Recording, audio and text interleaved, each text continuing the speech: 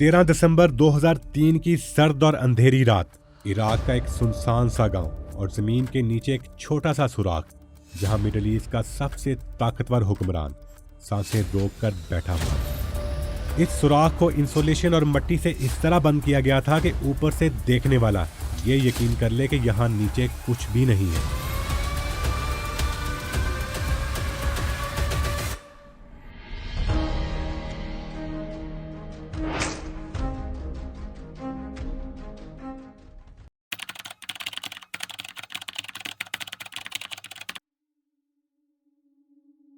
गलियों में लगी स्ट्रीट लाइट्स एक एक करके बुझना शुरू हो जाती हैं और चंद ही लम्हों में पूरा इलाका मुकम्मल अंधेरे में डूब जाता है। इसी गहरे अंधेरे में अमेरिकी फौजी खामोशी से आगे बढ़ते हैं। ये इराक का इलाका अद-दौर था, दजला के किनारे बसा हुआ एक पुरसकून सा टाउन। फौजी 2 फार्म हाउसेस की तलाशी लेते हैं, हर कमरा, हर दरवाजा, लेकिन वहां कुछ भी नहीं मिलता। ऐसा लगता है जैसे ये ऑपरेशन भी नाकाम होने वाला है। तभी इसी खामोशी में एक इराकी शहरी आहिस्ता से आगे बढ़ता है और जमीन पर पड़ी एक रस्सी की तरफ इशारा करता है। वो रस्सी जो उसी सुराख की तरफ जा रही थी, उसी जगह जहां बज़ाहिर कुछ भी नहीं था। जैसे ही मिट्टी हटाई जाती है, नीचे से एक स्टायरो लिड नजर आता है, ऐसा ढक्कन जो इस महारत से रखा गया था कि ऊपर से देखने वाला जरा सा भी शक न करे। ढक्कन को जब आहिस्ता आहिस्ता हटाया जाता है तो इसके नीचे एक वर्टिकल होल नजर आता है। यह होल इतना गहरा होता है कि कुछ भी दिखाई नहीं दे रहा था। एक अमेरिकी फौजी आहिस्ता से आगे बढ़ा। उसने हैंड ग्रेनेड निकाला और उसकी पिन खींच ली, क्योंकि एक स्टैंडर्ड प्रोसीजर होता है कि जब यह पता ना हो कि सामने या नीचे क्या छुपा है तो पहले ग्रेनेड फेंका जाता है, ताकि अगर कोई खतरा हो तो वो वहीं खत्म हो जाए। ग्रेनेड अभी फेंका ही जाने वाला था कि अचानक नीचे से 2 हाथ ऊपर की तरफ आते दिखाई देते हैं। चंद सेकंड्स के लिए हर कोई वहीं का वहीं रुक जाता है। फिर आहिस्ता आहिस्ता इस सुराख से कमजोर सा शख्स बाहर आता है। लंबी बिखरी हुई दाढ़ी, उलझे हुए बाल और चेहरे पर थकन साफ नजर आ रही होती है। वो ऊपर आता है और चंद सेकंड्स खामोश खड़ा रहता है। फिर भारी मगर टूटी हुई आवाज में बोलता है, My name is Saddam Hussein, and I am the president of Iraq. तो सवाल यह है कि वो आदमी कौन था जो अमेरिकी फौजियों को यहां तक लेकर आया था। और दूसरा, इससे भी ज्यादा अहम सवाल यह है कि अमेरिकी फौज आखिर इस आदमी तक पहुंची कैसे। तो दोस्तों, ये कहानी तब शुरू होती है जब मार्च 2003 में अमेरिका इराक पर हमला कर देता है। दावा किया जाता है कि इराक के पास वेपन्स ऑफ मास डिस्ट्रक्शन मौजूद हैं और अगर इन्हें ना रोका गया तो पूरी दुनिया तबाही की लपेट में आ सकती है। अमेरिकी प्रेसिडेंट जॉर्ज डब्ल्यू बुश ऐलान करते हैं कि यह ऑपरेशन इराक को आज़ाद करवाने और दुनिया को महफूज बनाने के लिए है। इस हमले में अमेरिका के साथ इंग्लैंड, पोलैंड और ऑस्ट्रेलिया की फौजें भी शामिल होती हैं और सिर्फ 3 हफ्तों के अंदर बगदाद के ऊपर कब्जा कर लिया जाता है और पूरी दुनिया में यह खबर फैल जाती है कि अमेरिका ने चंद ही दिनों में इराक को फतह कर लिया। और यूं लगता है कि जैसे मकसद पूरा हो गया हो, लेकिन असल मसला वहीं का वहीं रहता है, क्योंकि जिस चीज को बहाना बनाकर इराक पर हमला किया गया था, यानी वेपन्स ऑफ मास डिस्ट्रक्शन, वो कहीं मौजूद ही नहीं थे, ना जमीन के अंदर, ना बिल्डिंग्स में और ना ही किसी खुफिया जगह पर। तो अमेरिका के लिए ये जंग एक अजीब मोड़ पर आ जाती है। 3 हफ्तों में बगदाद पर कब्जा तो हो चुका था, लेकिन असल मकसद हाथ से निकलता दिखाई दे रहा था। और यही वो लम्हा था जब सारा फोकस अचानक बदल जाता है। अब टारगेट हथियार नहीं बल्कि एक इंसान बन जाता है, सद्दाम हुसैन, और इसके साथ साथ इसके करीबी साथी और जर्नैल। और इसके साथ ही जंग का नारा भी बदल जाता है। और अब जंग का नारा ये नहीं रहता कि दुनिया को तबाही से बचाना है, बल्कि ये बन जाता है कि सद्दाम को ढूंढना है, क्योंकि जब हथियार नहीं मिले तो किसी ना किसी को कसूरवार तो ठहराना जरूरी था। और यूं इराक के खंडरात में एक नई, खामोश और ज्यादा खतरनाक तलाश शुरू हो जाती है। सद्दाम हुसैन और उसके करीबी साथियों की तादाद कुल 52 होती है और इनको बाज़ाब्ता तौर पर मोस्ट वांटेड लिस्ट में शामिल कर लिया जाता है। ये वो चेहरे थे जिन्हें अमेरिकी फोर्सेस ने हाई वैल्यू टारगेट्स करार दिया था, यानी ऐसे मतलूब अफराद जिनकी गिरफ्तारी को जंग की कामयाबी से जोड़ दिया गया था। और इन्हें ढूंढने के लिए अमेरिकी फौज ने एक बिल्कुल अनोखा तरीका अपनाया।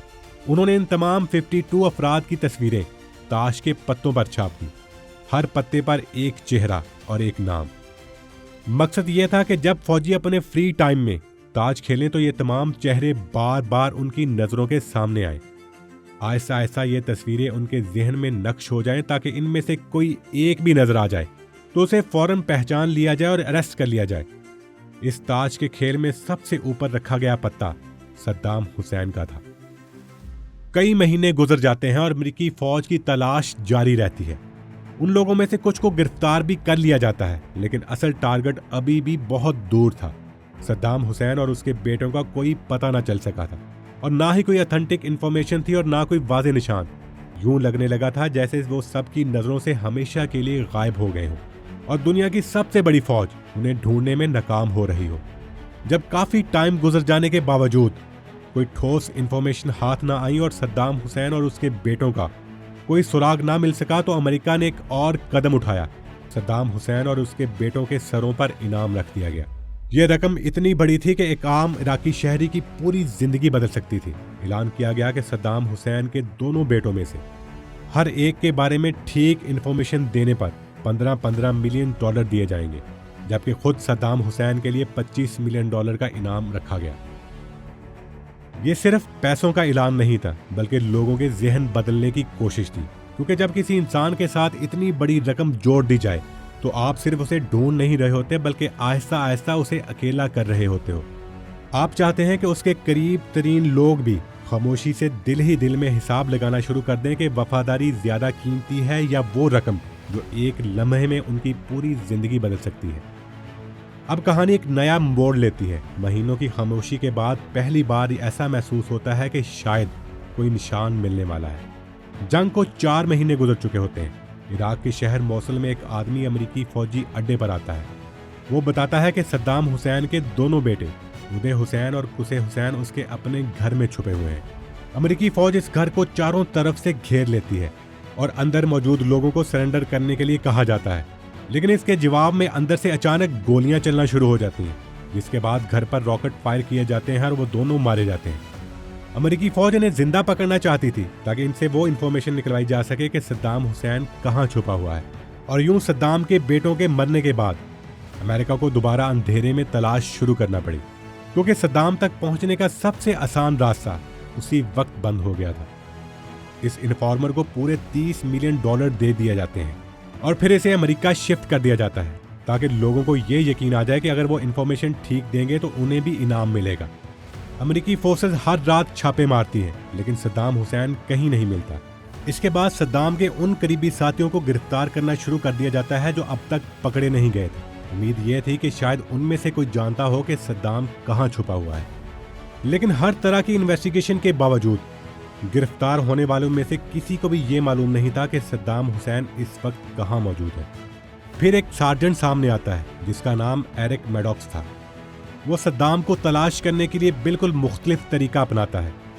وہ ان 52 مطلوب لوگوں سے ہٹ کر سوچنا شروع کرتا ہے۔ ریسرچ کے دوران اسے پتہ چلتا ہے کہ کچھ خاص گارڈز ہوتے تھے جنہیں حمایہ کہا جاتا تھا، اور وہ ہر وقت صدام حسین کے ساتھ ہی رہتے تھے۔ ان گارڈز کے بارے میں انفارمیشن لینے کے لیے وہ عراق کے شہر تکریت جاتا ہے جو صدام حسین کا ہوم ٹاؤن تھا۔ وہاں اسے یہ معلوم ہوتا ہے کہ ان میں سے زیادہ تر گارڈ ایک ہی خاندان سے تعلق رکھتے ہیں، اور یہیں سے اسے ایک ایسا نام ملتا ہے جس کے بارے میں کسی کو بھی پتہ نہیں ہوتا کہ وہ کہاں ہے: محمد ابراہیم عمر۔ اور یہی نام آگے چل کر پوری کہانی کا رخ بدل دیتا ہے۔ ایرک کو آہستہ آہستہ یہ یقین ہونے لگتا ہے کہ ابراہیم عمر ہی وہ شخص ہے جسے شاید معلوم ہو سکتا ہے کہ صدام حسین کہاں چھپا ہے، کیونکہ اگر کوئی ایک آدمی اس راز کے قریب ہو سکتا ہے تو وہ وہی تھا جو برسوں تک سایہ بن کر صدام کے ساتھ رہا تھا۔ اس کے بعد ابراہیم عمر کے بیٹے کو گرفتار کر کے اس سے انویسٹیگیشن شروع کر دی جاتی ہے۔ وہ زیادہ کچھ تو نہیں جانتا ہوتا، لیکن باتوں ہی باتوں میں ایک اہم بات بتا دیتا ہے۔ وہ کہتا ہے کہ میں اور بابا پہلے فشنگ کے لیے جایا کرتے تھے، لیکن اب نہیں جاتے۔ پھر وہ یہ بھی بتاتا ہے کہ میرے والد اب بھی فشنگ کے لیے جاتے ہیں، اور ساتھ یہ بھی ذکر کرتا ہے کہ ان کا اپنا ایک فشنگ فارم ہے جو عراق کے شہر سمارا کے قریب واقع ہے۔ اس کے بعد ایرک کو اچانک ایک اور بات یاد آتی ہے جو پہلے صدام حسین کے ایک نوکر نے بتائی تھی، کہ صدام حسین کو مسکوف بہت پسند ہے، جو مچھلی سے بننے والی ایک مشہور ڈش ہے اور عراق کی نیشنل ڈش بھی سمجھی جاتی ہے۔ یہ سوچ کر ایرک چونک جاتا ہے، کیونکہ ایک طرف فشنگ فارم کا ذکر تھا और दूसरी तरफ सद्दाम हुसैन की मछली से बनी हुई पसंदीदा डिश। और इसी लम्हे उसे महसूस होता है कि शायद वो बिल्कुल ठीक डायरेक्शन में सोच रहा है। अमेरिकी फोर्सेस इस फिशिंग फार्म पर छापा मारती हैं, लेकिन वहां इब्राहिम उमर तो नहीं मिलता, लेकिन 2 फिशरमैन पकड़े जाते हैं। इनमें से एक इन्वेस्टिगेशन के दौरान ये बता देता है कि बगदाद में एक अपार्टमेंट है जो इसके अंकल का है, और ये भी मुमकिन है कि इब्राहिम उमर आपको वहीं मिल जाए। इसके बाद अमेरिकी फोर्सेस उस अपार्टमेंट पर छापा मारती हैं और आखिरकार मोहम्मद इब्राहिम उमर को अरेस्ट कर लिया जाता है। ये 12 दिसंबर 2003 का दिन था जब मोहम्मद इब्राहिम उमर को अरेस्ट किया जाता है, और महीनों बाद ये पहली बार था कि कोई ऐसा शख्स अमेरिकियों के हाथ आया था जो वाकई सिस्टम के अंदर रह चुका था। ये उन 52 मोस्ट वांटेड लोगों की लिस्ट में शामिल तो नहीं था, लेकिन एक बात वो जरूर जानता था कि सद्दाम हुसैन इस वक्त कहाँ छुपा हुआ है, और यही वो इन्फॉर्मेशन थी जिनकी अमेरिकी फौज को महीनों से तलाश थी। इसके बाद इब्राहिम उमर को एक कोड नेम दे दिया जाता है। इसे सोर्स या फैटमैन के नाम से पुकारा जाने लगता है।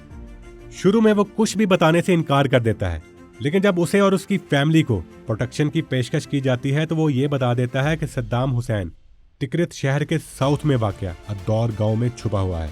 ये वही शहर है जहां सद्दाम हुसैन पैदा हुआ था।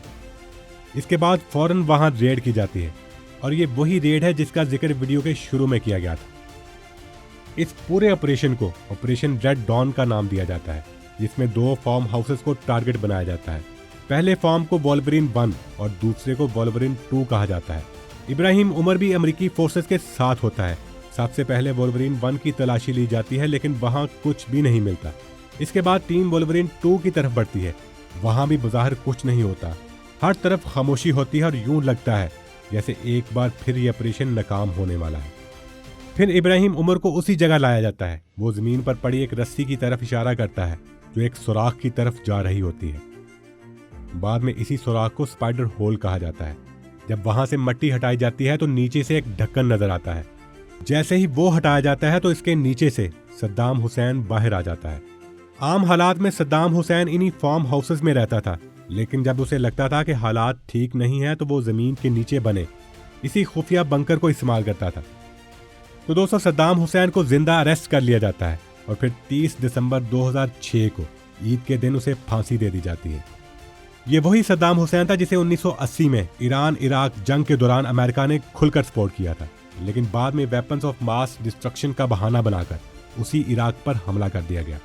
हालांकि वो हथियार ना जमीन के नीचे मिले, ना किसी बिल्डिंग में और ना ही किसी खुफिया जगह पर, यानी जिन हथियारों के नाम पर पूरी जंग लड़ी गई वो असल में कहीं मौजूद ही नहीं थे।